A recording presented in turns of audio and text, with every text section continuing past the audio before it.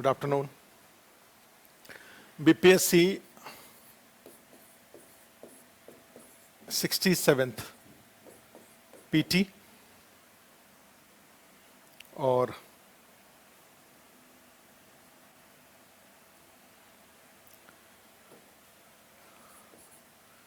Modern science,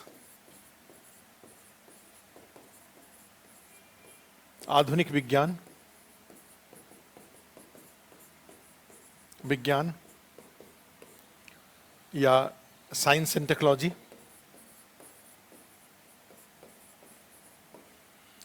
और इस science and technology में फर्स्ट टॉपिक स्पेस टेक्नोलॉजी। इसका ऑब्जेक्टिव वर्जन, स्पेस टेक्नोलॉजी का ऑब्जेक्टिव जो डायमेंशन है वो करेंगे। अदरवाइज ये टॉपिक मेंस का है, लेकिन उस मेंस वाले सिलेबस को हम लोग ऑब्जेक्टिव में उसको कन्वर्ट करते हैं और उसको करते हैं। तो आप जो कल के क्लास में नहीं थे उनको पता है कि अगर बेस 2-3 लाइन बता दूं, ये क्लास 3:30 बजे तक की क्लास है, आज 2 बजे से लेकर के 3:30 बजे तक की।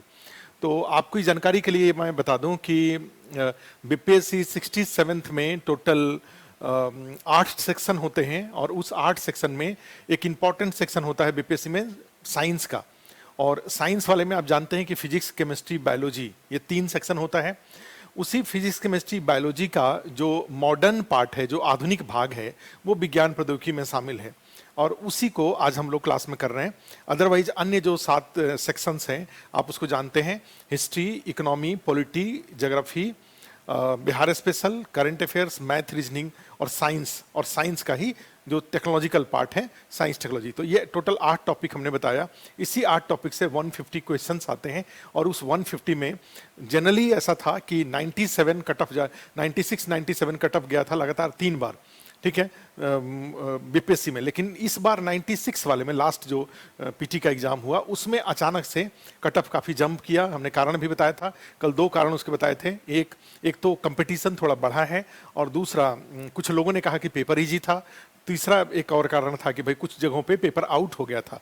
आउट होने से भी कट ऑफ थोड़ा बढ़ सकता है, इससे इनकार नहीं किया जा सकता। अदरवाइज आप मान के चलिए कि जो इन जनरल रहा है, तो अब थोड़े से आपको गोल पोस्ट को थोड़ा सा और लंबा करना पड़ेगा, पढ़ाई को थोड़ा सा इंटेंसिटी उसकी बढ़ानी पड़ेंगी, और उसी प्रोसेस में हम लोग यहाँ पे ये साइंस एंड मॉडर्न साइंस या साइंस टेक्नोलॉजी का वाला सेक्शन का ऑब्जेक्टिव वर्जन करने जा रहे हैं।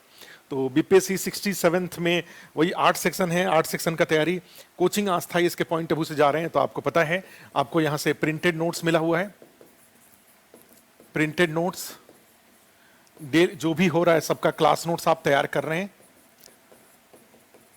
और क्लास नोट्स के बाद जब क्लास नोट्स हो जाता है तो उसके बाद आप मिसलेनियस जो स्टडी है, कोई एनसीईआरटी की किताब आप चाहें तो पढ़िए, एनसीईआरटी, या फिर उसके बाद कोई और टेक्स्ट बुक कहीं से अगर मिलता है, आप जो भी आपको पसंद हो आप अपना ले सकते हैं, टॉपिक वाइज, सेक्शन वाइज, ठीक है। लेकिन सबसे इंपॉर्टेंट जो स्टडी मटेरियल होगा वो स्टडी मटेरियल 1, 2, 3 और 4, ये सबसे इंपॉर्टेंट स्टडी मटेरियल आपका ये क्लास नोट्स होगा। क्योंकि क्लास नोट्स टीचर अपने एक्सपीरियंस से, अपने नॉलेज को यूज करके बनवाते हैं, और जो निश्चित रूप से काफ़ी प्रैक्टिकल होता है और इम्पॉर्टेंट होता है।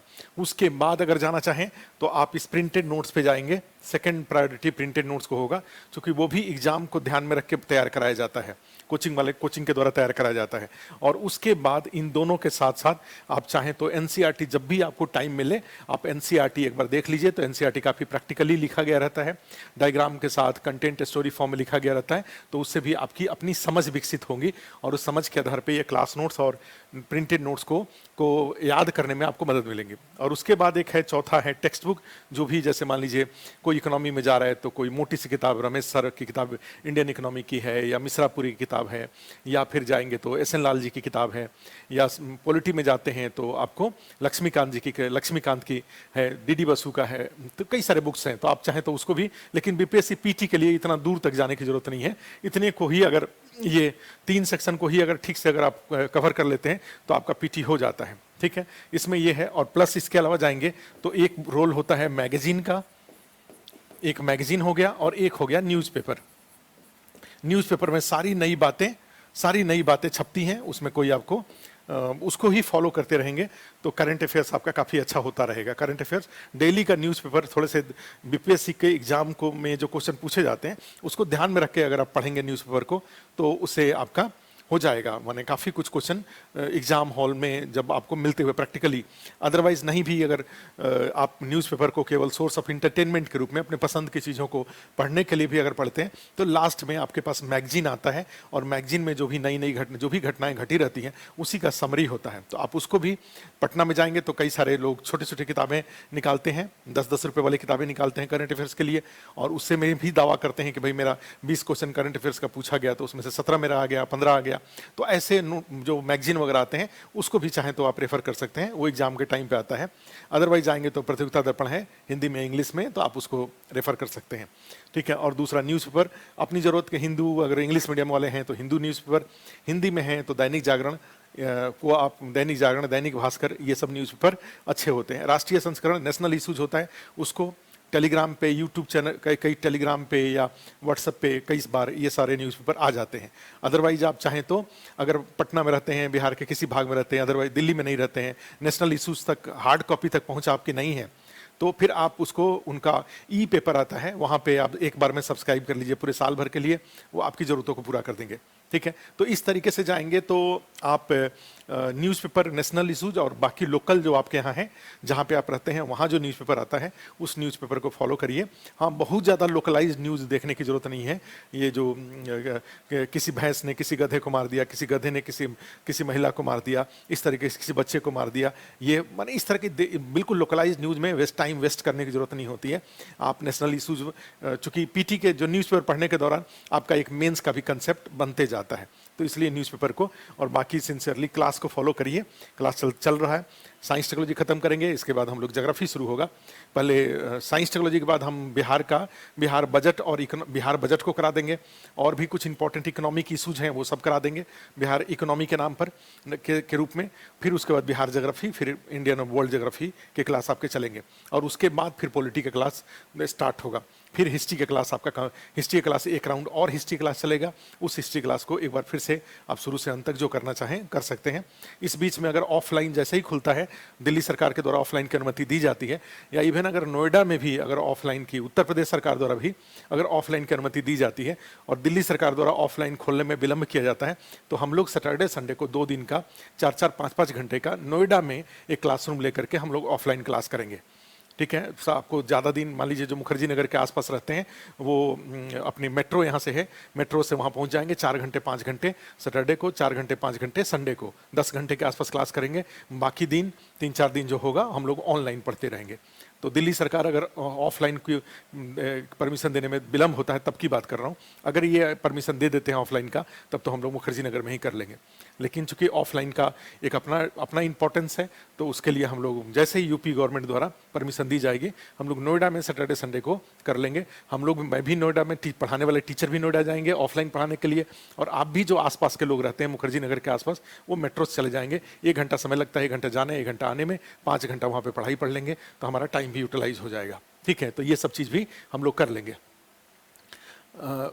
हाँ बिल्कुल बिल्कुल, वो सब तो जो क्लास है तो सब जो ऑनलाइन में है उनका तो अपना सब क्लास चलेगा ही। यहाँ वाले जो लोग हैं, यहाँ जो ऑफलाइन के लिए जो जिन लोगों ने एडमिशन ले रखा है या ऑफलाइन, उनका क्लास चूंकि कोरोना के कारण बंद है तो उसको हम लोग फिर करेंगे। ठीक है। तो ये सब कुछ बेसिक बातें थी जो कल हमने चर्चा करी थी। आज फर्स्ट क्लास है ये साइंस टेक्नोलॉजी का, तो यहाँ से जो भी लोग पहली बार क्लास में जुड़े हैं वो यहाँ से अपना क्लास एक कॉपी ले लें, कॉपी के ऊपर है वो नोट कर लें, साइंस टेक्नोलॉजी नोट कर लें, और फिर वहाँ से स्टार्ट कर लें। और हेडिंग हो जाएगा कौन सा, heading space technology, space technology या अंतरिक्ष प्रौद्योगिकी।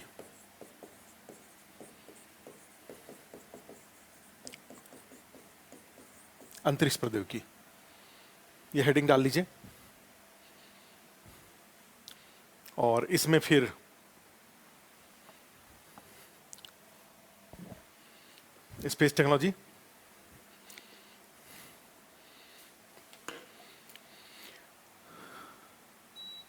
और यहां पर एक अंतरिक्ष प्रौद्योगिकी में आप इसका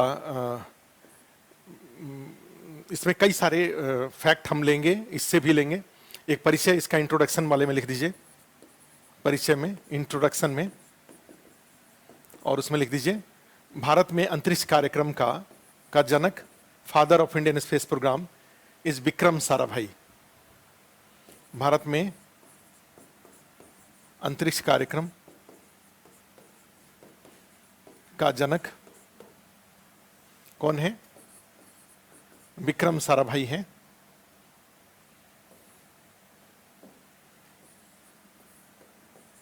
Vikram Sarabhai, the father of Indian space programme,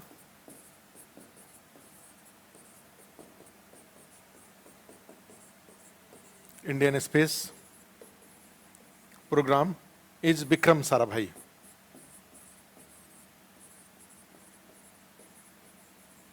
Vikram Sarabhai हैं। इसी में लिख दीजिए अन्य वैज्ञानिक, अदर साइंटिस्ट, अन्य अंतरिक्ष विज्ञानियों में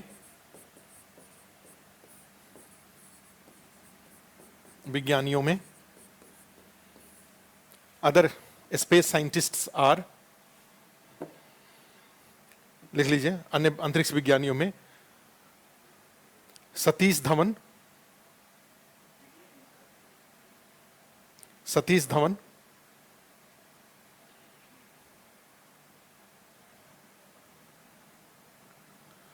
सेकंड लिख दीजिए अदर साइंटिस्ट इंक्लूड, देखिए वर्तमान में, right now, the chairman of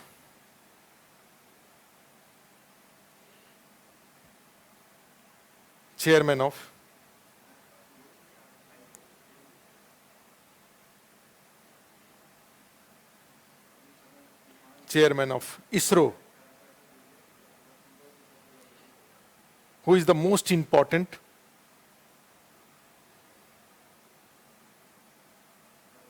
personality of ISRO, is most important personality or scientist of a space program is, वर्तमान में इसरो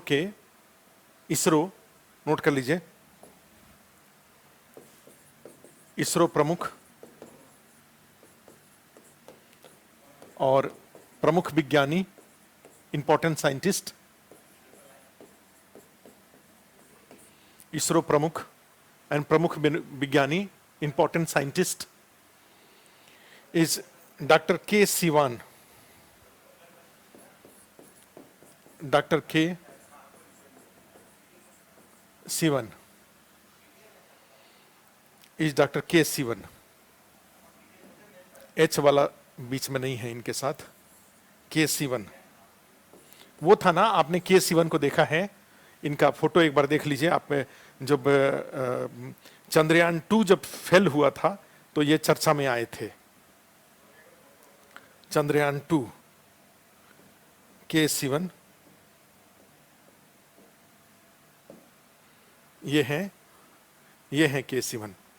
चंद्रयान 2 जब फेल हुआ था तो ये बेचारे रोने लगे थे, और इनको आपने देखा होगा, ये है के सिवन। धान के खेत में, बड़े ही हम्बल बैकग्राउंड से हैं, बड़े गरीब घर से हैं, हम्बल फार्मर सन है ये, और धान के खेत के किनारे, धान के खेत में इनके माता पिताजी धान के खेत में खेती करते थे, और उसके साथ ये पढ़ाई अपनी करते थे, और उसके बाद इन्होंने एक स्पेस साइंटिस्ट के रूप में अपना नाम अर्जित किया। ठीक है, तो ये हैं के सिवन, नाम इनका नोट कर लीजिए, दिमाग पे इंप्रेशन भी रखिएगा। पैरा चेंज करके some important institutions involved in a space program are, para change करके कुछ अंतरिक्ष कार्यक्रम से संबंधित कुछ प्रमुख विज्ञानियों में से जुड़े कुछ प्रमुख विज्ञानियों में, some important scientists, some important institutions related with space program are, अंतरिक्ष कार्यक्रम से जुड़े कुछ प्रमुख केंद्रों में, केंद्र लिखिए, अंतरिक्ष कार्यक्रम से जुड़े कुछ प्रमुख केंद्रों में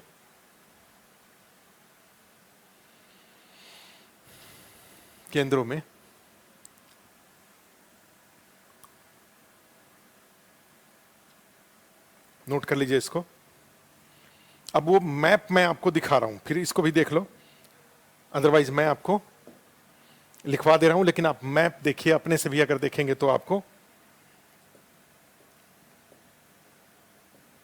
space map of India,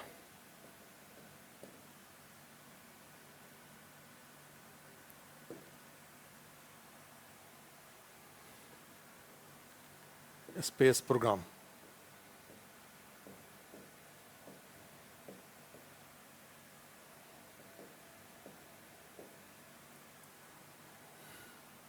map of Indian space programme माने इंडियन स्पेस प्रोग्राम से रिलेटेड जितने भी जो इंपॉर्टेंट सेंटर्स हैं वो सेंटर सारा यहाँ पे दिखाया गया है। आप भी कुछ इंपॉर्टेंट को मैं यहाँ पे लिखवा देता हूँ जो कि आपके एग्जाम के लिए बहुत जरूरी है, लेकिन अदरवाइज कुछ को चाहेंगे तो आप यहाँ से भी जा करके अपने से भी, चाहे मैं भी उसको उसका स्क्रीनशॉट ग्रुप में शेयर कर दूंगा, आप उसको यहाँ से देख लीजिएगा।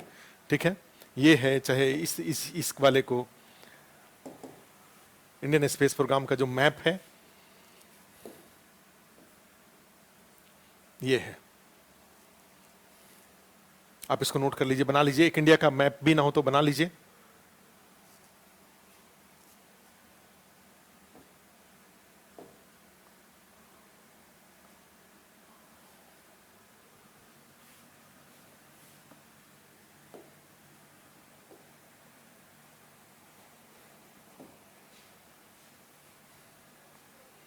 अच्छा ये ढक जा रहा है, चलिए खैर ठीक है, कोई बात नहीं, मैं अपने से करा देता हूं इसको। आप मैप बना लीजिए एक,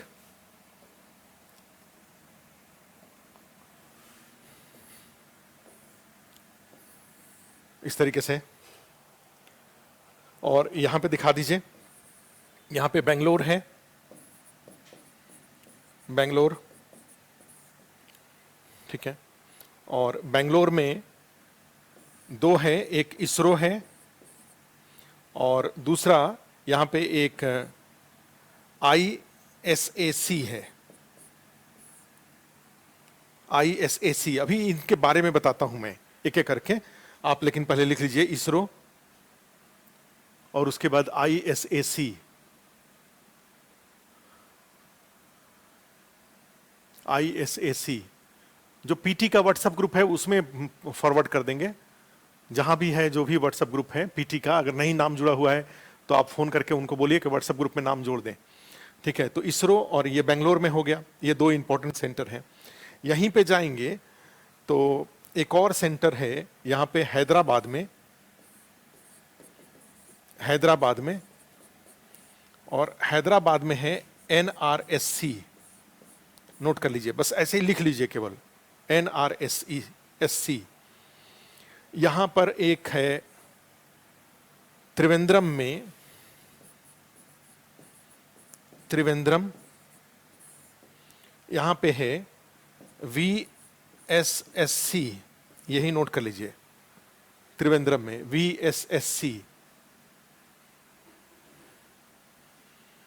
और उसके बाद यही आंध्र प्रदेश में ही, आंध्रा में यहां पर एक है श्रीहरिकोटा, श्रीहरिकोटा, इंग्लिश में नोट कर लीजिएगा, श्रीहरिकोटा है। और श्रीहरिकोटा में, श्रीहरिकोटा में भारत का लॉन्चिंग स्टेशन वहां पे श्रीहरिकोटा एप्लीकेशन रेंज कहा जाता है, SHAR, श्रीहरिकोटा, उसको आप SD भी पहले लगा सकते हैं, Satish Dhawan Sriharikota application range, note करके बस केवल छोड़ लीजिए। कुछ सेंटर्स के नाम बता रहे हैं,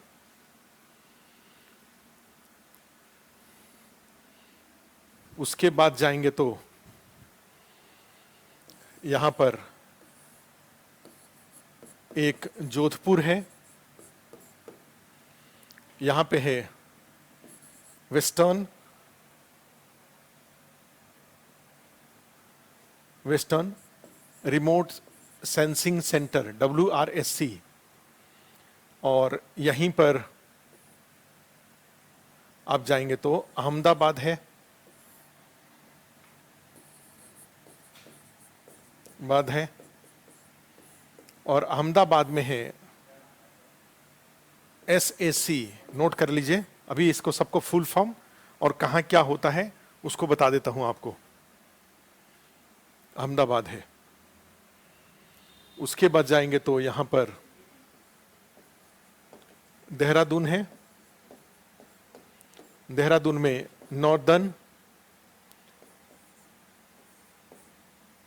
नॉर्दर्न रिमोट सेंसिंग सेंटर्स है।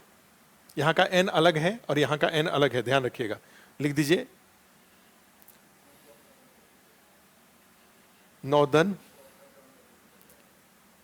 Remote sensing centre.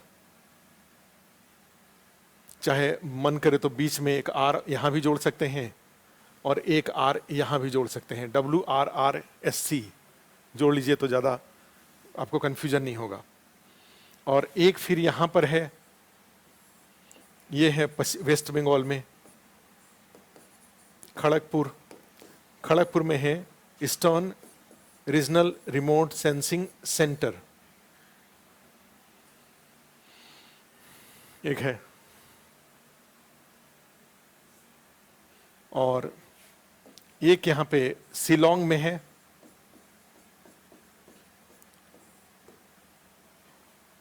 Meghalaya. Shillong में north east regional remote sensing centre है, शिलोंग में। और एक लास्ट लिख दीजिए नागपुर। नागपुर में central regional remote sensing centre है। क्या होता है अभी बताता हूं, धैर्य रखिएगा। ये एक लास्ट में दिल्ली है और दिल्ली में IMD यहाँ का हेड ऑफिस यहाँ पर है। तो ये कुछ कुछ इंपॉर्टेंट स्पेस प्रोग्राम से रिलेटेड मैप में सेंटर्स थे। इनको मैं एक एक करके नीचे लेता हूं, नीचे लेता हूं। आप पहले इसको नोट कर लीजिए।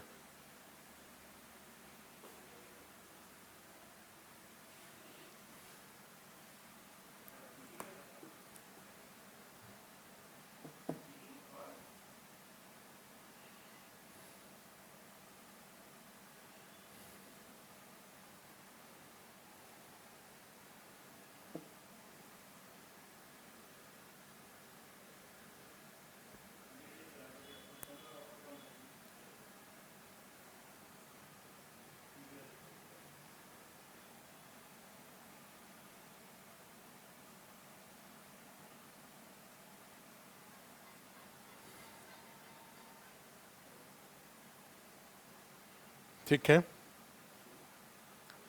तो ये अब आप नोट कर लिए होंगे।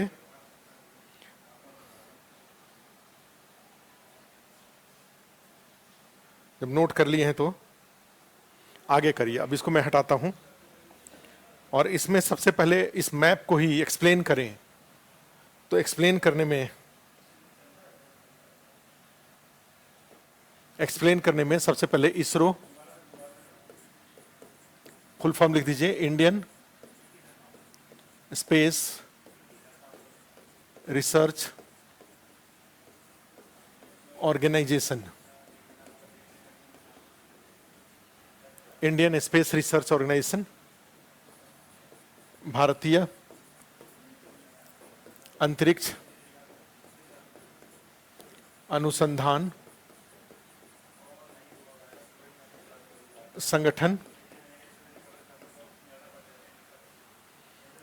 इसकी स्थापना की गई थी 1969 में, 1969 में। इसका मुख्यालय, हेड ऑफिस, मुख्यालय बेंगलोर में है और इसका कार्य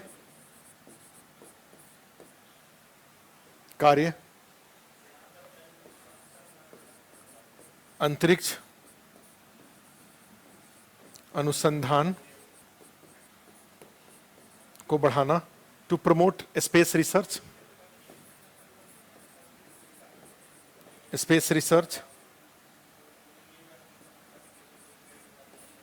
टू प्रमोट स्पेस रिसर्च, और एक और है अंतरिक्ष कार्यक्रम का समन्वय।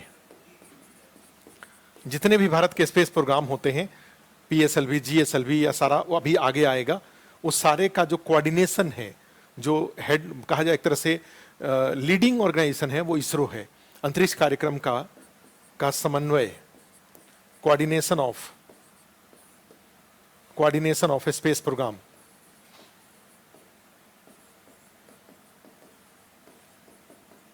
ऑफ स्पेस प्रोग्राम,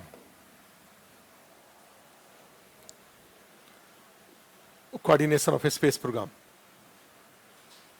ये है इसरो का काम। इतने से आपका हो जाएगा। और अभी आप जानते हैं कि इसके चेयरमैन कौन है, यही मोस्ट इंपॉर्टेंट है। चेयरमैन डॉक्टर के शिवम है।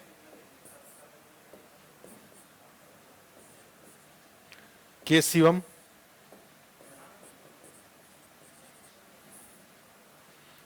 शिवम है, ठीक है। तो साइंस टेक्नोलॉजी में जाएंगे तो जितने भी टॉपिक हैं, सारे टॉपिक के साइंस टेक्नोलॉजी वाले में देखेंगे भारत का, इंडिया का जितना भी जो साइंटिफिक अचीवमेंट्स है, वो सारे साइंटिफिक अचीवमेंट का एक नोडल रिसर्च ऑर्गेनाइजेशन है।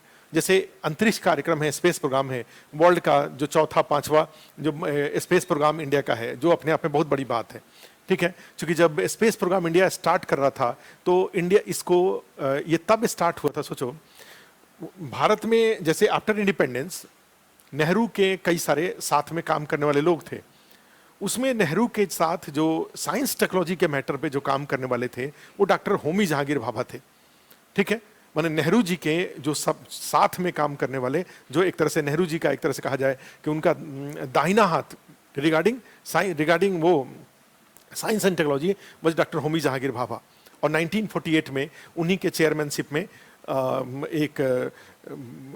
एक परमाणु ऊर्जा आयोग, ठीक है, commission of atomic energy, AEC was established in the chairmanship of doctor Homi Jahangir Bhabha in 1948। Nuclear energy वाला कार्यक्रम करेंगे तो हम बताएंगे। और होमी जहांगीर भाभा के साथ ही इंडिया में साइंस एंड टेक्नोलॉजिकल डेवलपमेंट शुरू हुआ। यद्यपि ऑल्दो जो डॉक्टर होमी जहांगीर भाभा का रोल है, वो डॉक्टर होमी जहांगीर भाभा को भारत इंडिया में जो न्यूक्लियर साइंस है, नाभिकीय जो ऊर्जा है, उसका जनक माना जाता है, फादर ऑफ स्पेस प्रोग्राम का जनक विक्रम साराभाई को माना जाता है। लेकिन इस सब का स्टार्टिंग जो शुरुआत है वो डॉक्टर होमी जहांगीर भाभा का है। और 1954 में जब बार्क की स्थापना की गई, भाभा एटॉमिक रिसर्च सेंटर, और डिपार्टमेंट ऑफ एटॉमिक एनर्जी की स्थापना की गई, तो वही उसी में उसका काम जो DI department of atomic energy कहा जाए या बार्क, तो वहीं पे स्पेस प्रोग्राम भी वहीं पर था। थोड़ा सा और आगे बढ़ा तो 1958 में उन्होंने DRDO, defence research and development organisation, जो दिल्ली में ही तिमारपुर में है, ठीक है, तो DRDO की स्थापना की गई थी 1958 में एक सेपरेट विंग के रूप में। और उसका काम क्या था, जो डिफेंस के मामले में जो इक्विपमेंट्स होते हैं उनके बारे में रिसर्च करना, डेवलपमेंट, और उसको बनाने के लिए DRDO को, ठीक है। वहीं पे 1962 में ये सोचा गया कि अब टाइम आ गया है कि स्पेस प्रोग्राम सेपरेट किया जाए, ये सारे जो बार्क वगैरह है उसके वहाँ से उसको अलग किया जाए, और स्पेस प्रोग्राम को प्रमोट करना अब जरूरी था। क्योंकि रसिया में 1957 के से यहाँ स्पेस प्रोग्राम की शुरुआत रसिया ने कर दिया था।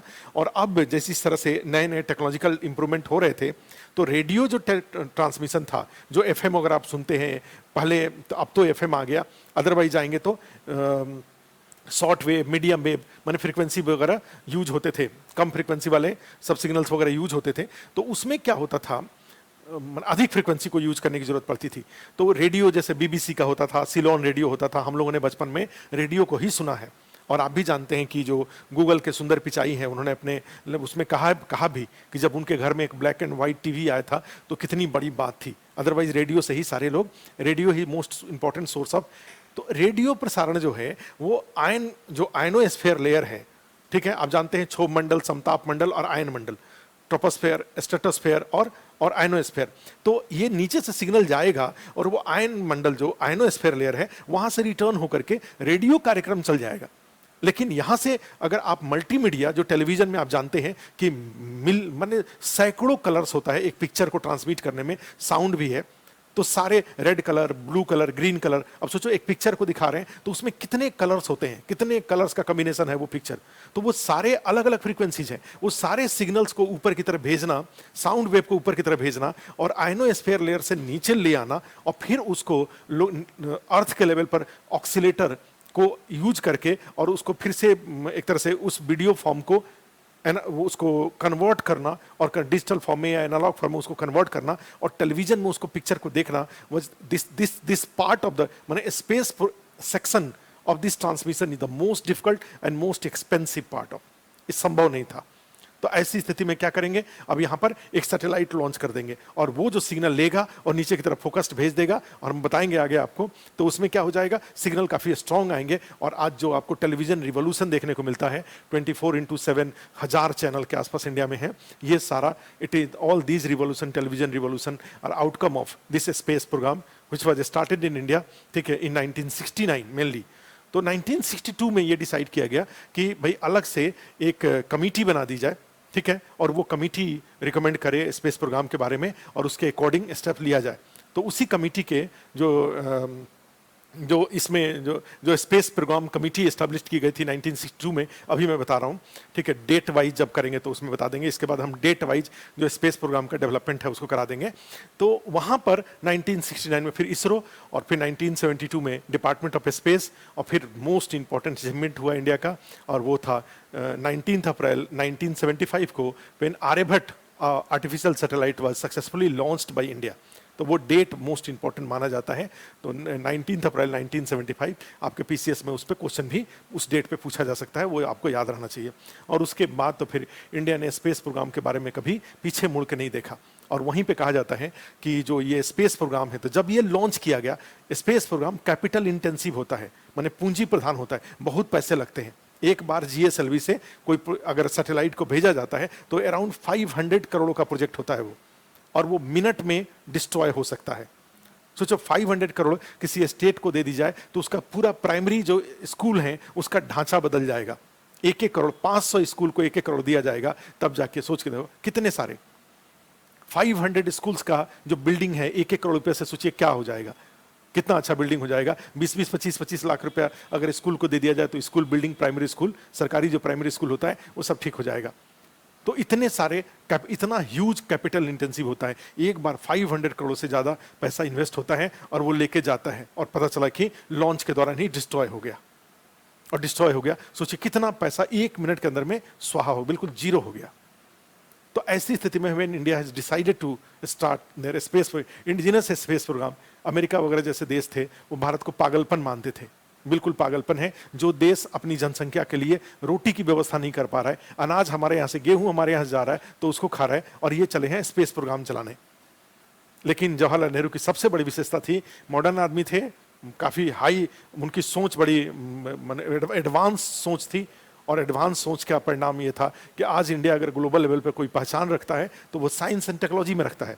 And the overall credit can be given to a political leader who has promoted development of science technology in India, that was Jawaharlal Nehru. तो जवाहरलाल नेहरू का ये देन माना जाता है भारत, क्योंकि भारत दो ही मामले में, 3 मामलों में भारत विश्व स्तर पे काफी फेमस है, आगे है। उसमें एक होता है गरीबी, दूसरा होता है overall total number of poor people, और परसेंटेज ऑफ में तो अफ्रीका के कई सारे कंट्री हो सकते हैं, लेकिन total number of poor people में जाएंगे तो India is the number 1 country of the world in poverty. Second वाले में जाएंगे तो इन पॉपुलेशन, विश्व का सबसे ज्यादा जनसंख्या वाला देश थोड़े दिन में बन जाएगा। और थर्ड वाला आता है वो है साइंस एंड टेक्नोलॉजी। तो एक अचीवमेंट है साइंस टेक्नोलॉजी में, and credit goes to Pandit Jawaharlal Nehru for development of science technology in India, ठीक है, and temperament of development of science technology in India, the credit goes to doctor Nehru, Pandit Jawaharlal Nehru. तो उनको जाता है। तो फिर स्पेस पर अमेरिका ने विरोध किया, उसके बावजूद India has decided to go ahead with their space programme, and ISRO was established in 1969। ISRO की स्थापना की गई थी 1969 में, और उससे जुड़ी हुई ये सारी बातें थी। और इसरो के जो फर्स्ट चेयरमैन थे, प्रथम चेयरमैन डॉक्टर ये विक्रम साराभाई थे। प्रथम चेयरमैन नोट कर सकते हैं, प्रथम चेयरमैन विक्रम साराभाई। साराभाई को कहा जाता है। और विक्रम साराभाई का भी फोटो ना हो तो देख लीजिए, देखे रहेंगे तो थोड़ा इंप्रेशन रहेगा दिमाग पर।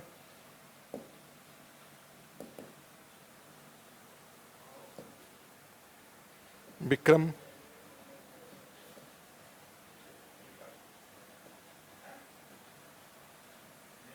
ये है विक्रम साराभाई, देखिए स्मार्ट आदमी है।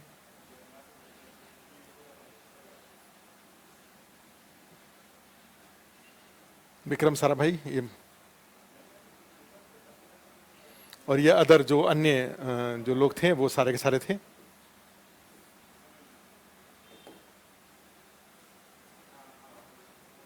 दिमाग में इंप्रेशन रखिएगा। He is the father of Indian space programme, Vikram Sarabhai का। ठीक है, चलिए फिर आ जाइए अपने टॉपिक पे और नेक्स्ट लिख दीजिए। जो मैप में जाइए, मैप में जाके देखिए क्या आपने लिख रखा था। आपने उसके बाद नेक्स्ट इसमें लिख रखा है, इस मैप में बेंगलोर के बाद, अच्छा बेंगलोर में एक और लिख रखा है आपने, आईजैक, ISAC,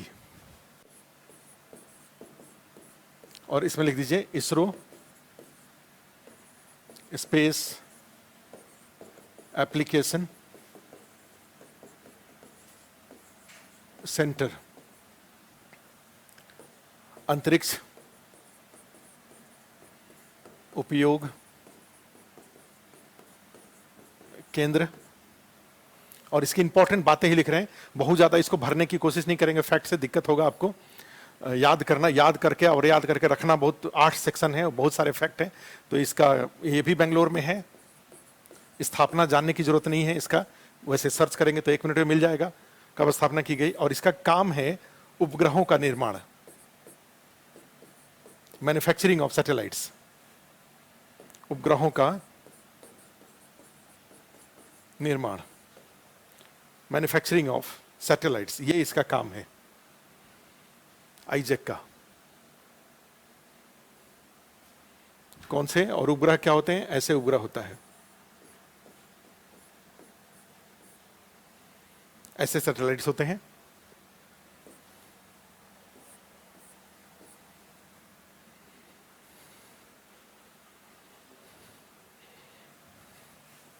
ऐसे सैटेलाइट्स हैं। और सैटेलाइट्स भी अगर आर्टिफिशियल सैटेलाइट्स देखना चाहें तो उसको भी दिखा देता हूं जो बनता है।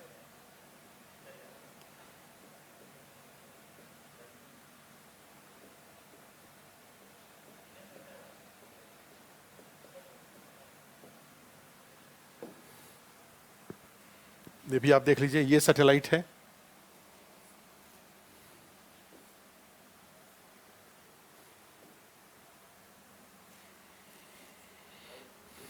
एक अच्छा सा सैटेलाइट अगर देखें तो ये सैटेलाइट है। इस तरह के सैटेलाइट होते हैं ये।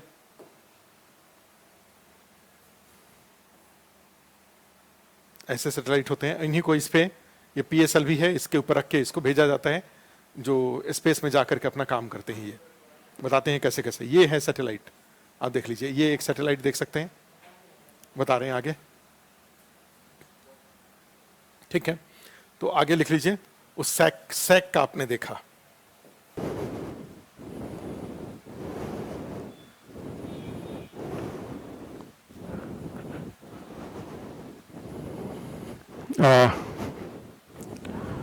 उपग्रहों का निर्माण,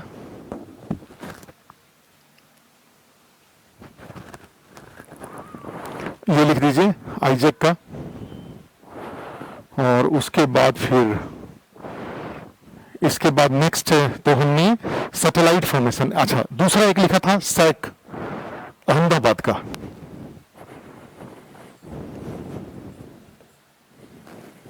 स्पेस एप्लीकेशन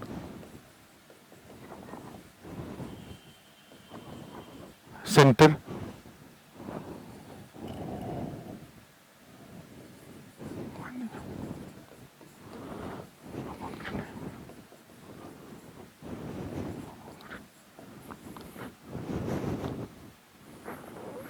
अंतरिक्ष उपयोग केंद्र,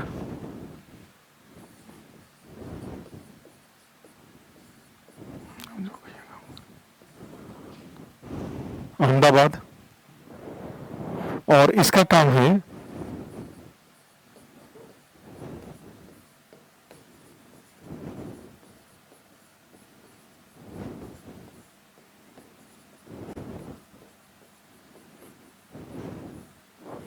to manufacture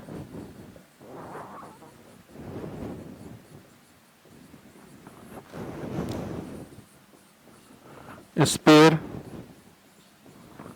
parts of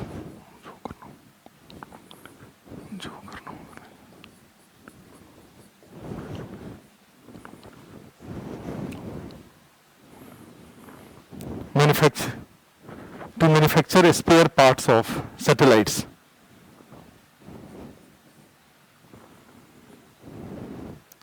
Spare parts of satellite. कहाँ गए? वो कहाँ गए? Spare parts of satellite. Space application centre, अंतरिक्ष उपयोग केंद्र, अहमदाबाद, उपग्रहों के उपकरणों का, ये लिख दीजिए, ठीक है। तो एक जगह से हमने क्या किया, इसरो कोऑर्डिनेटिंग एजेंसी हो गया, और इसरो कोऑर्डिनेटिंग एजेंसी हो गया, और फिर वहीं पे बेंगलोर में ही आईजेक है, और आईजेक का काम क्या है भाई, मैन्युफैक्चरिंग ऑफ सैटेलाइट्स, ठीक है, ये हो गया। और उसके बाद जाएंगे तो मैन्युफैक्चरिंग ऑफ सैटेलाइट के बाद आईजेक हो गया, सैक हो गया, अब एक था वीएसएससी एससी, ये देखिए कहां पे था, ये यहां पर था, ये देखिए आपने यहां पर लिख रखा है त्रिवेंद्रम में, ठीक है, विक्रम साराभाई स्पेस सेंटर त्रिवेंद्रम में लिख रखा है।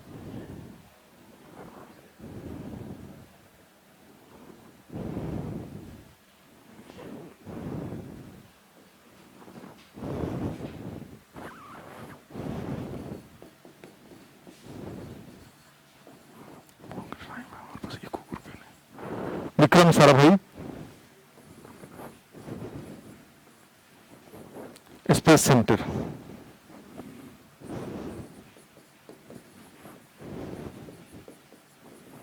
साराभाई अंतरिक्ष केंद्र, और यहां जाएंगे तो ये है त्रिवेंद्रम में, आपने वहां पे मैप में लिखा था, और इसका काम है कार्य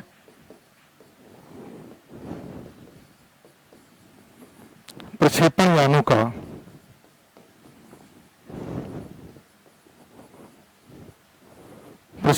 का निर्माण, मैन्युफैक्चरिंग ऑफ लॉन्चिंग व्हीकल्स,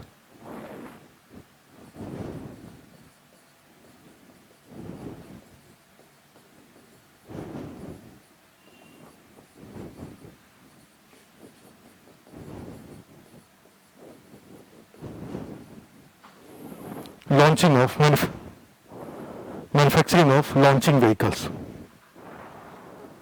वो एक जगह बैठ के मत खाना कोई, है नीचे,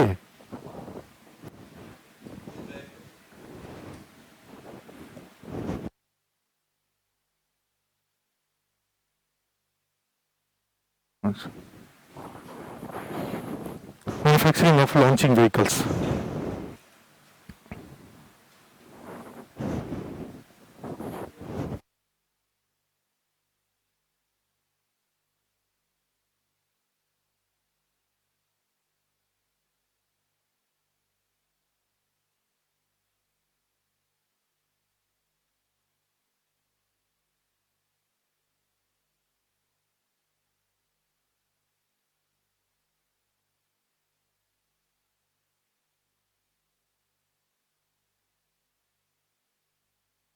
विक्रम साराभाई लॉन्चिंग व्हीकल्स, इसको नोट कर लो।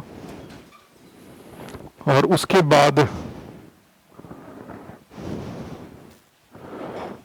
बाद फिर ये हो गया विक्रम साराभाई। तो यहां से हम लोगों ने क्या किया, अब ये लॉन्चिंग व्हीकल्स आपको देखना हो तो क्या दिखाएं, क्या करेंगे। अब देखो इसमें लॉन्चिंग व्हीकल्स जो हम लोग आगे फिर करेंगे, लेकिन फिर भी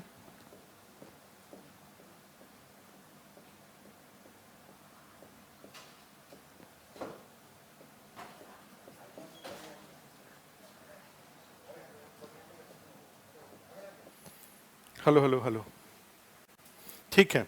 तो ये आप देखो पीएस, जैसे ये एक लॉन्चिंग व्हीकल्स का, अब यही है ना कि ऑफलाइन क्लास में देखो यही दिक्कत होता है। ये जो गवर्नमेंट के लोग हैं, वो गवर्नमेंट के लोग ऑफलाइन क्लास को चेक करने के लिए आते रहते हैं कि कहीं ऐसा तो नहीं है कि ऑफलाइन कोई क्लास चल रहा है।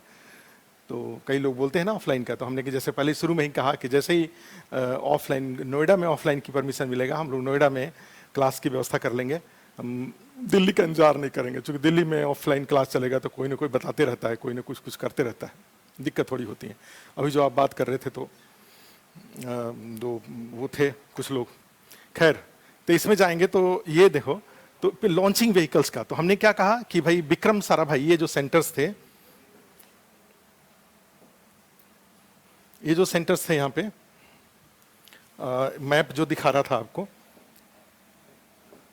हम लोगों ने देखो ये तीसरे वाले का किया। ये हम लोगों ने किसका किसका कर लिया, इसका दोनों कर लिया, ठीक है, इसका कर लिया, और फिर यहाँ पे जो अहमदाबाद में एसएससी था ये कर लिया। तो एसएससी और आईएससी ये दोनों मिलकर के क्या करते हैं, ये दोनों मिलकर के सैटेलाइट्स बनाने का, सैटेलाइट्स बनता है और इनका स्पेयर पार्ट्स बनता है।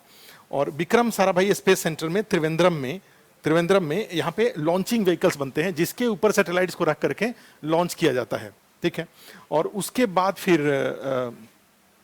उसके बाद अब आता है कि सैटेलाइट्स बन गया, लॉन्चिंग व्हीकल्स बन गया, दोनों बन गया। अब उसको भेजा कहां से जाएगा, तो भेजा जाएगा ये श्रीहरिकोटा में, सतीश धवन श्रीहरिकोटा एप्लीकेशन रेंज है, यहां से सैटेलाइट्स को स्पेस में भेजा जाता है, ठीक है। तो आप इसको भी नोट कर लीजिए।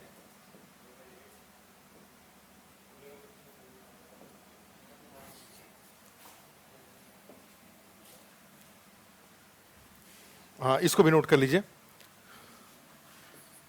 सतीश धवन श्रीहरिकोटा एप्लीकेशन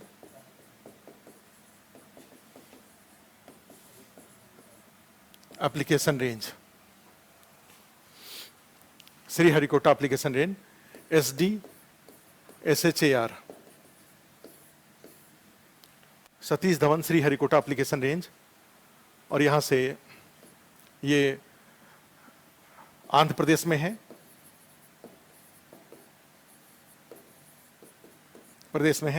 और यहां से उपग्रहों का प्रक्षेपण किया जाता है, launching of satellites, launching of satellites, उपग्रहों का प्रक्षेपण किया जाता है, लॉन्चिंग ऑफ सैटेलाइट्स।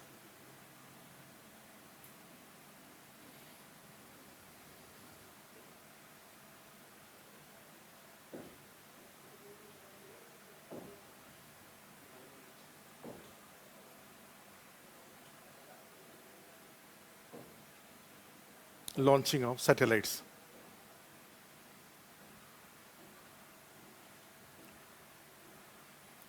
ठीक है। ये चीज यहां से श्रीहरिकोटा एप्लीकेशन रेंज, जो कि सतीश धवन जो second most important space scientist India के हैं, उनके नाम पर इसको किया गया और यहां से लॉन्च किया जाता है, ठीक है। नेक्स्ट अगला, यहां पे एक और था हैदराबाद में, NRSC, नोट कर लीजिए, आपने नोट किया हुआ है ऑलरेडी। NRSC, इसका फुल फॉर्म लिख दीजिए, नेशनल, ये सब पूछा जाएगा, मैच करने के लिए क्वेश्चन ये आ सकता है, नेशनल रिमोट सेंसिंग सेंटर, राष्ट्रीय सुदूर संवेदन केंद्र, राष्ट्रीय सुदूर संवेदन केंद्र, ठीक है। और ये कहां पर है, ये है हैदराबाद में, हैदराबाद में है,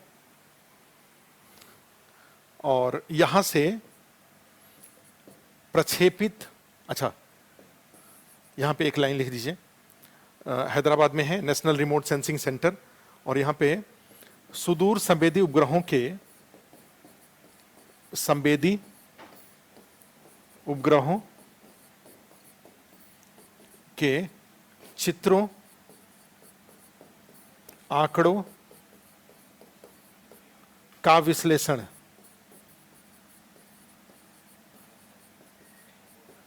ठीक है, विश्लेषण, analysis of figures and datas of remote sensing satellites, remote sensing satellites, सुदूर संवेदी उपग्रहों के चित्रों, आंकड़ों का विश्लेषण, analysis of remote sensing satellites, analysis of datas and figures of remote sensing satellites. ये कहां से होता है? ये एनआरएससी से होता है। ये रिमोट सेंसिंग सैटेलाइट्स क्या होते हैं अभी आएगा आगे, अभी तो हम लोग इंट्रोडक्शन वाले पार्ट में है कि जो इंडियन स्पेस प्रोग्राम है उसको कैसे प्रमोट किया जाता है उस पर काम कर रहे हैं। और उसमें पहले हम लोगों ने क्या किया, जो इंपॉर्टेंट साइंटिस्ट थे उनके बारे में कर लिया, उसके बाद जो इंपॉर्टेंट ऑर्गेनाइजेशंस हैं जो इंडियन स्पेस प्रोग्राम से रिलेटेड हैं उनकी चर्चा कर रहे हैं। और उसके बाद अब जब जाएंगे तो इसके बाद इसी में एक और सेंटर हमारा, एक और जगह का नाम नोट कर लीजिए, MCF बोलते हैं 1 और MCF 2, ये दो हैं। MCF 1 का मतलब है मास्टर कंट्रोल फैसिलिटी 1, और फिर मास्टर कंट्रोल फैसिलिटी 2, और MCF 1 और MCF 2 facility 1, master control facility 2।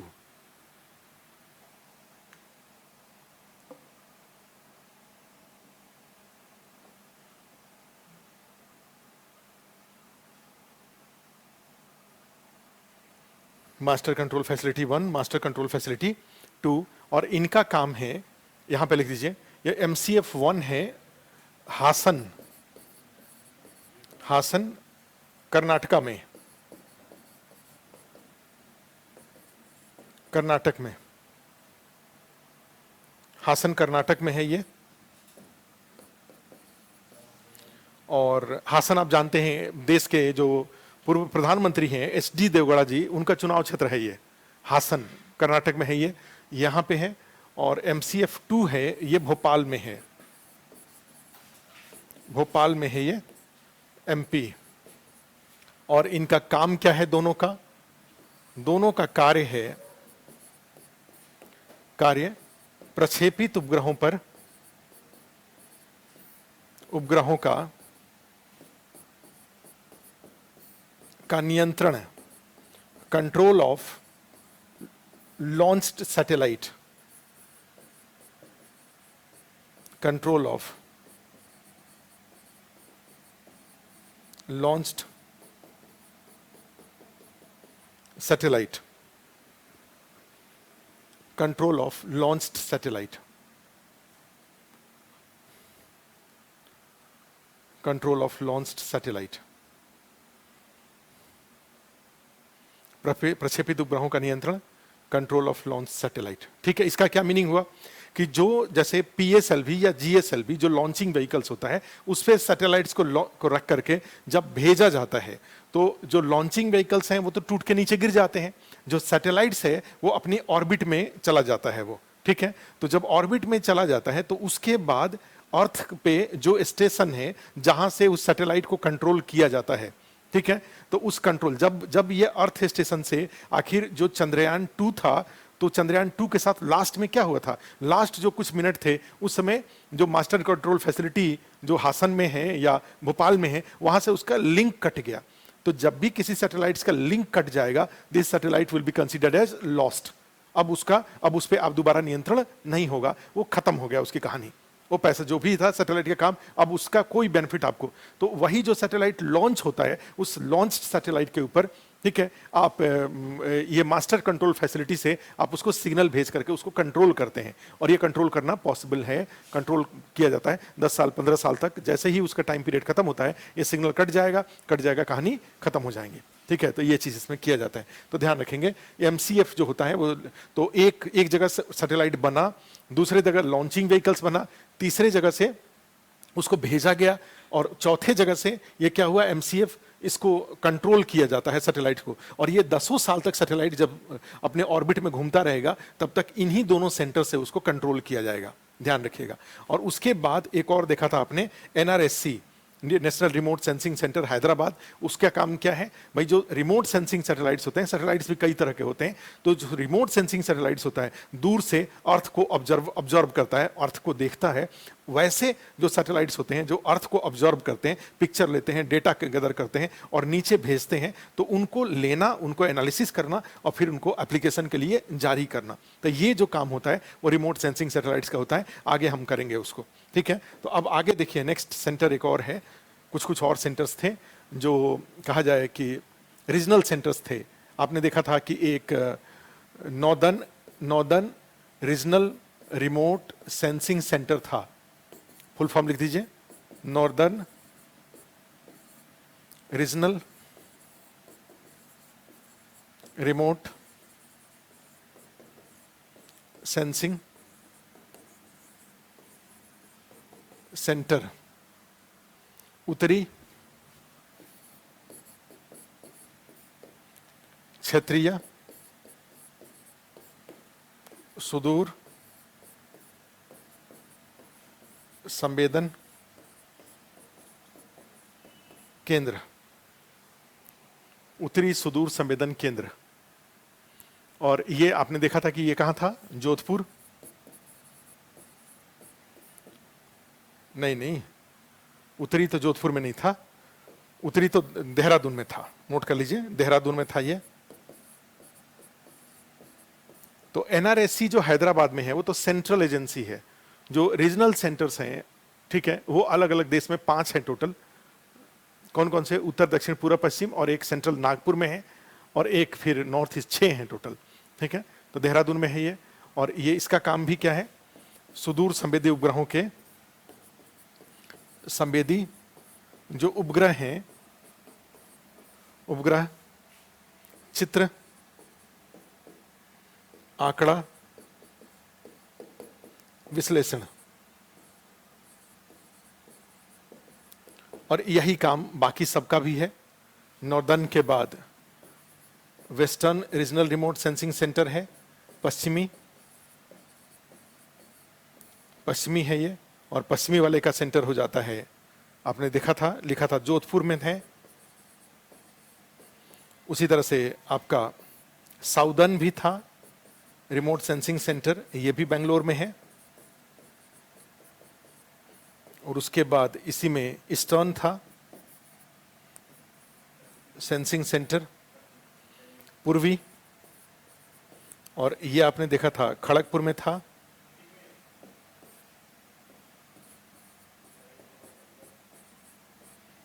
ये खड़गपुर में था,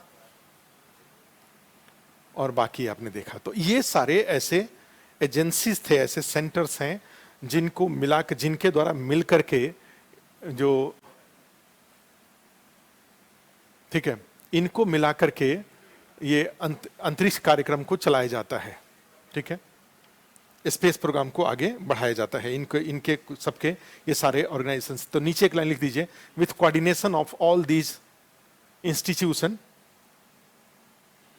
with coordination of all these institutions, Indian space program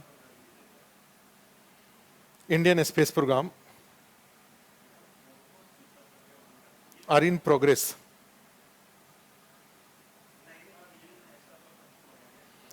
Indian space program are in progress.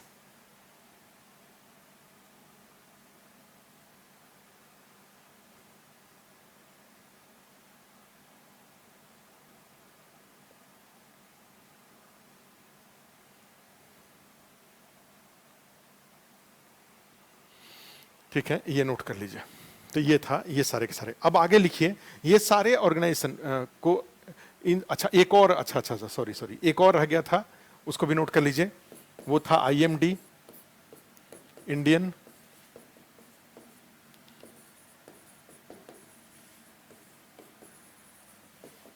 Logical centre,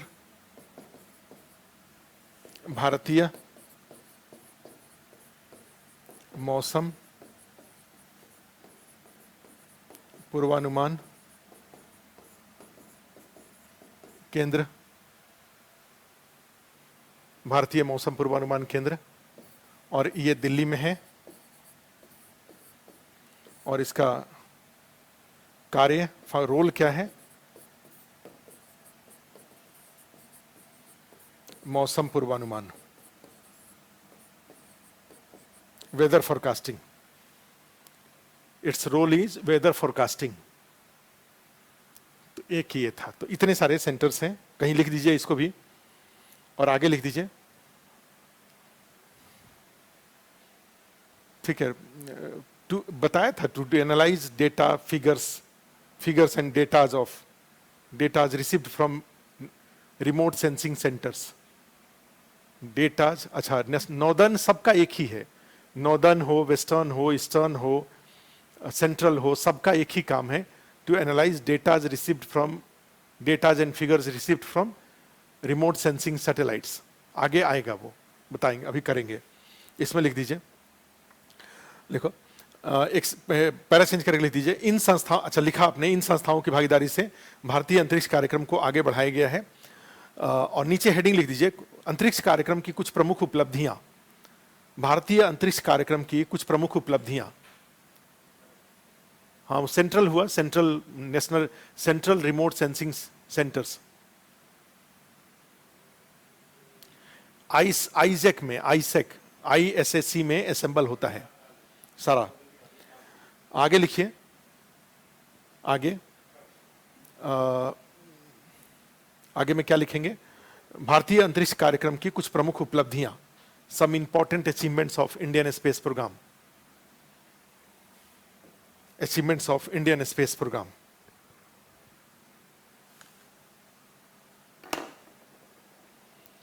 और नोट कर लीजिए एक एक करके।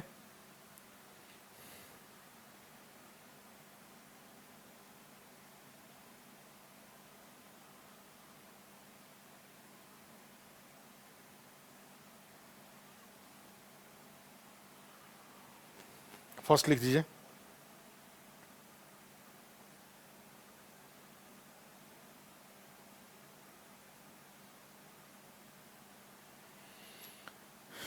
फर्स्ट देखो 1962, एक एक करके डेट लिखते जाइए। 1962 इन कॉस्पार,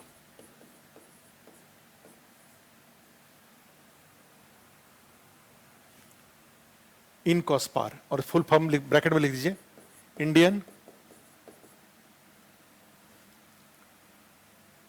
कमीशन फॉर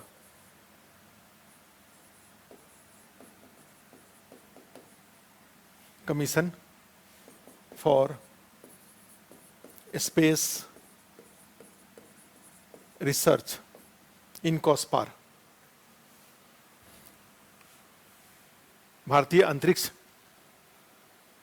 अनुसंधान आयोग, भारतीय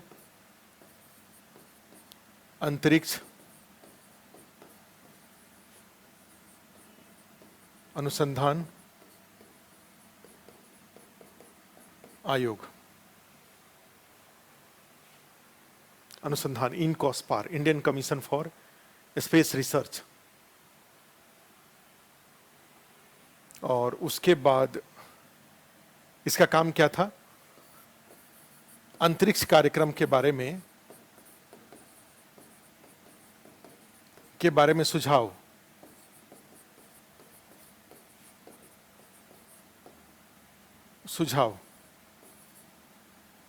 अंतरिक्ष कार्यक्रम के बारे में सुझाव, suggestion regarding Indian space programme,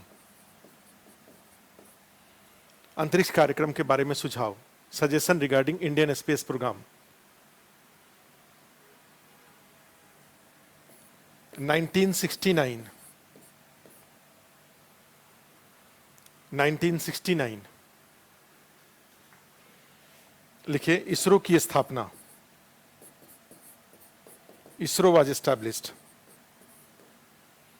उसके बाद लिख दीजिए 1975 आर्यभट्ट नामक उपग्रह का प्रक्षेपण।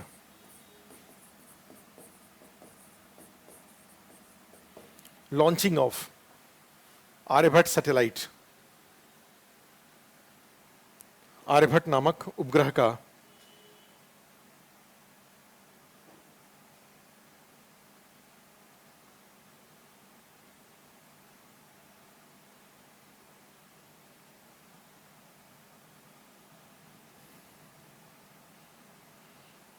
नोट कर लीजिए।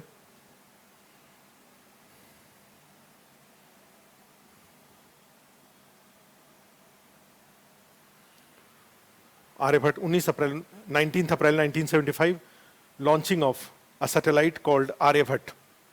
मैथमेटिशियन थे, आप जानते हैं, बिहार से रिलेटेड थे और एक मैथमेटिशियन थे, तो इनके नाम पर इट वाज एस्टैब्लिश्ड।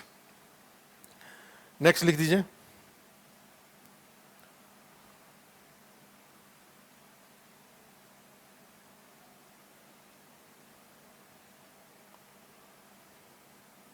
आगे।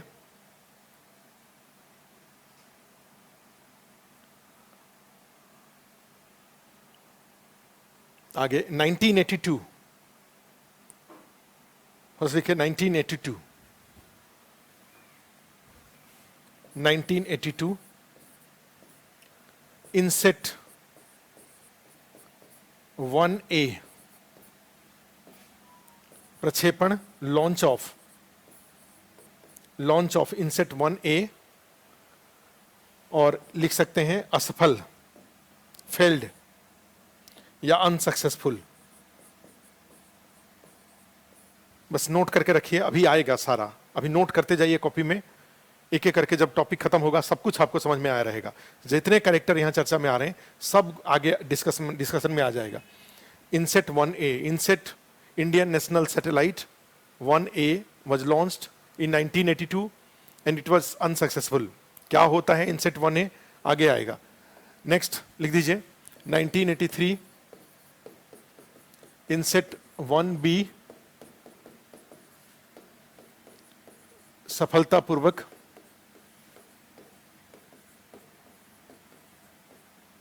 प्रक्षेपित, सक्सेसफुली लॉन्च्ड।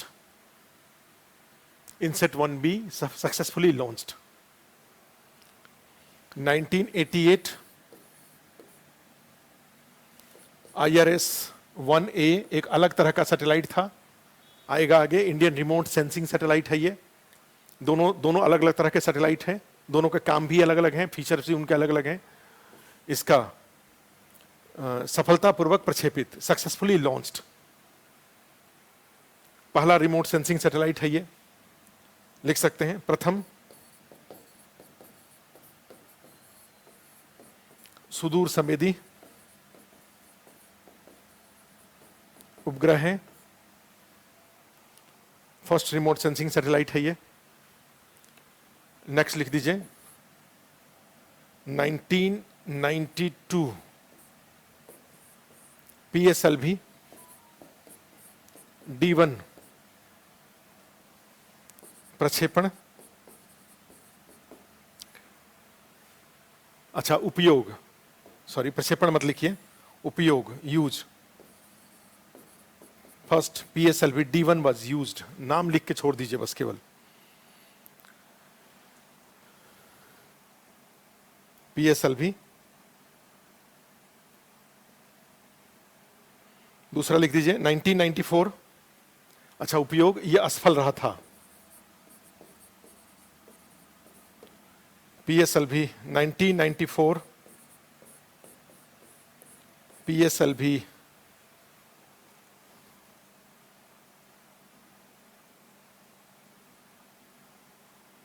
PSLV का एग्जैक्ट डेट एक थोड़ा मैं चेक कर लूं।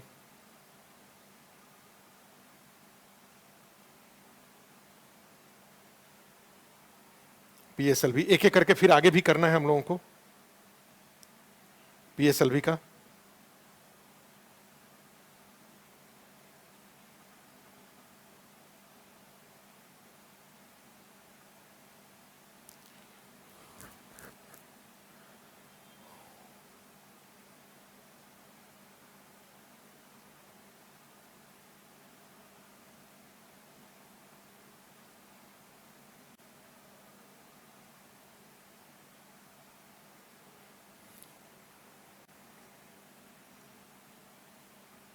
PSLV का 94 में लिख दीजिए PSLV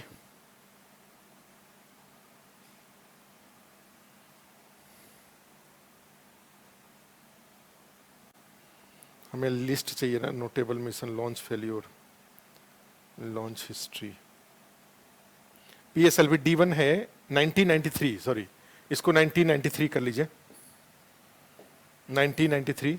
और 1994 में है PSLV D2 सफल, D2 सफल, ये अलग आएगा। PSLV IRAS इनसेट सब आगे आएगा, जस्ट इसके बाद वाला टॉपिक वही है 19। उसके बाद लिखिए एक लाइन 2001 GSLV D1 आंशिक सफल, लिख दीजिए पार्शियली सक्सेसफुल, आंशिक सफल, पार्शियली सक्सेसफुल। और उसके बाद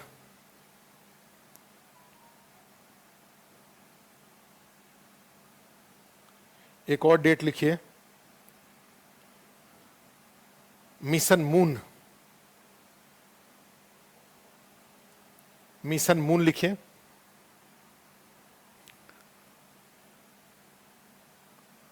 मिशन मून का 22 अक्टूबर 2008, 22 अक्टूबर 2008 को चंद्रयान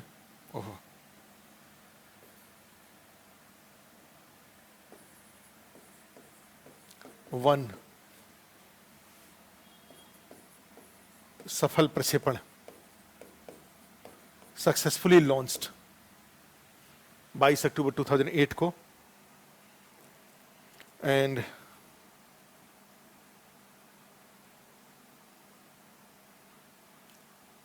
आठ नवंबर 2008 को ऑर्बिट में पहुंच गया था। 14 नवंबर मानिए, 14 नवंबर 14 नवंबर 2008, नवंबर 2008 को चंद्रमा की कक्षा में launched in orbit of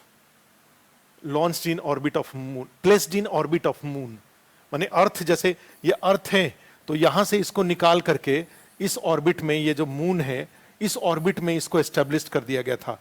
and that was the most difficult part of, यहां से भेजा गया था इसको, अर्थ से, ये अर्थ है, यहां से भेजा गया और चंद्रमा के ऑर्बिट में इसको एस्टेब्लिश किया गया। ये अपने आप में बहुत बड़ी बात थी। इसके पहले इंडियन स्पेस प्रोग्राम के 2008 के पहले जितने भी इंडियन स्पेस प्रोग्राम के में इनसेट या रिमोट सेंसिंग सैटेलाइट्स को भेजा गया था, वो सारा का सारा अर्थ के ऑर्बिट में ही घूमते थे, अर्थ के ग्रेविटेशन में ही रहते थे, अर्थ के गुरुत्वाकर्षण में ही रहते थे।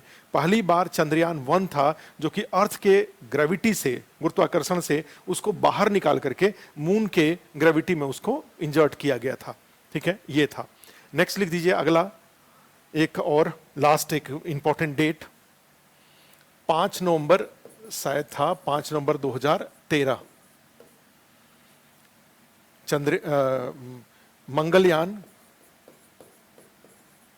मंगलयान 1 प्रक्षेपण सफल,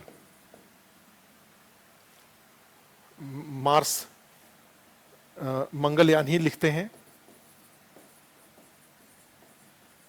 1 was successfully launched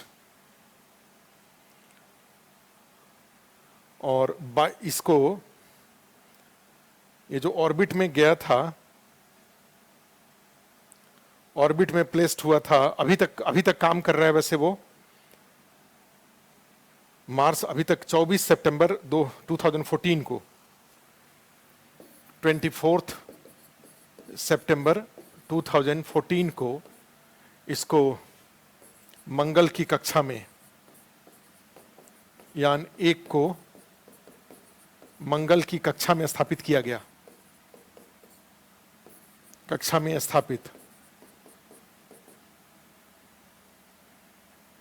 किया गया। ठीक है, Mangalyaan 1 placed in मार्सियन orbit. Mangalyaan 1 placed in मार्सियन orbit after 300 days, almost 300 दिन की यात्रा करके, अर्थ से 300 दिन की यात्रा करके गया और मार्स के ऑर्बिट में इसको एस्टैब्लिश किया गया किस डेट को? हाँ, 24 सितंबर 2014 को इसको ऑर्बिट में एस्टैब्लिश किया गया। और अब लास्ट एक लिख दीजिए, लास्ट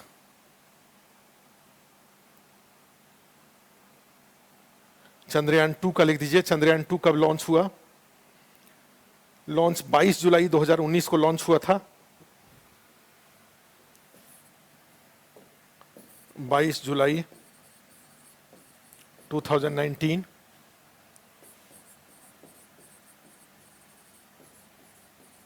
चंद्रयान 2 को लॉन्च किया गया। ये ऑर्बिट में पहुंचा।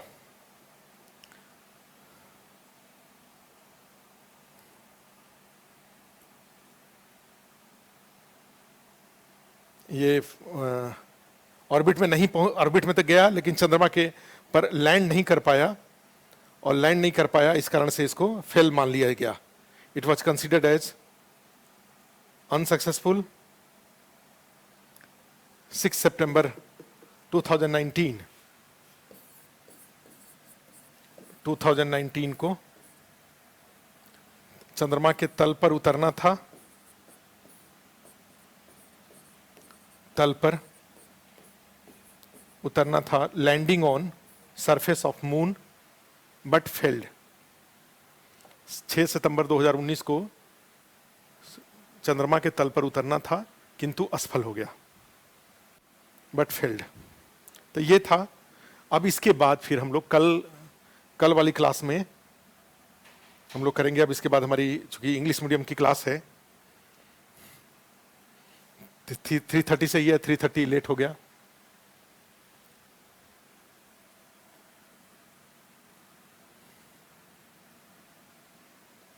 अच्छा, हाँ, हाफ आवर का नहीं होगा ना, क्योंकि हाफ आवर तो उसने वीडियो ऑन ही नहीं किया था। तो वही बात, सेम बात था, रिपीट किया था हमने। नेक्स्ट हाफ आवर में सेम बात को रिपीट किया था। वो पहला हाफ होना जरूरी नहीं था, छोड़ दीजिए, कोई बात नहीं। तो ये था। अब आगे लिख दीजिए अंतरिक्ष, प्रमुख अंतरिक्ष कार्यक्रम, इंपॉर्टेंट अंतरिक्ष कार्यक्रम, ये इतना लिख के छोड़ दीजिए। और ये ऑर्बिट फिर वही हो जाएगा। इस ऑर्बिट और दोनों ऑर्बिट में सैटेलाइट लॉन्चिंग व्हीकल्स, तो ये हो जाएंगे। और इसमें जाएंगे तो डिफरेंट जो ऑर्बिट्स हैं,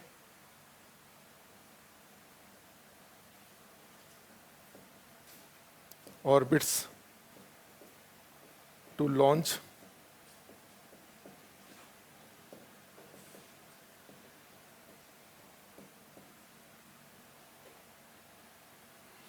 ऑर्बिट टू लॉन्च सैटेलाइट, इस तरह का ऑर्बिट होगा।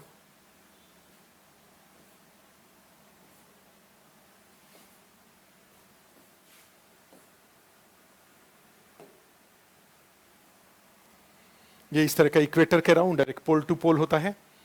ये दोनों इस तरह के सैटेलाइट ऑर्बिट्स होंगे। इन दोनों के लिए अलग अलग तरह के सैटेलाइट्स होते हैं जो हम लोग कल की क्लास में करेंगे।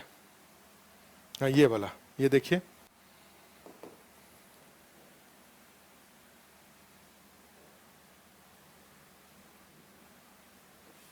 ये जो ऑर्बिट है,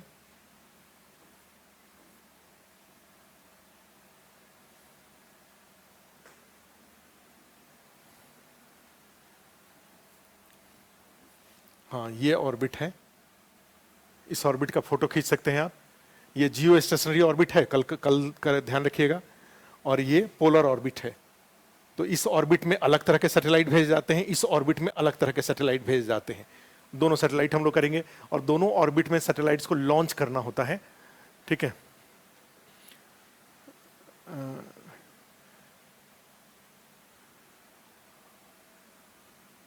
हाँ, आज फर्स्ट क्लास है, आज ही फर्स्ट क्लास है, फर्स्ट क्लास है। कल थोड़ा आधे घंटे का स्ट्रेटजी डिस्कस किया था, लेकिन रिपीट हो गया था।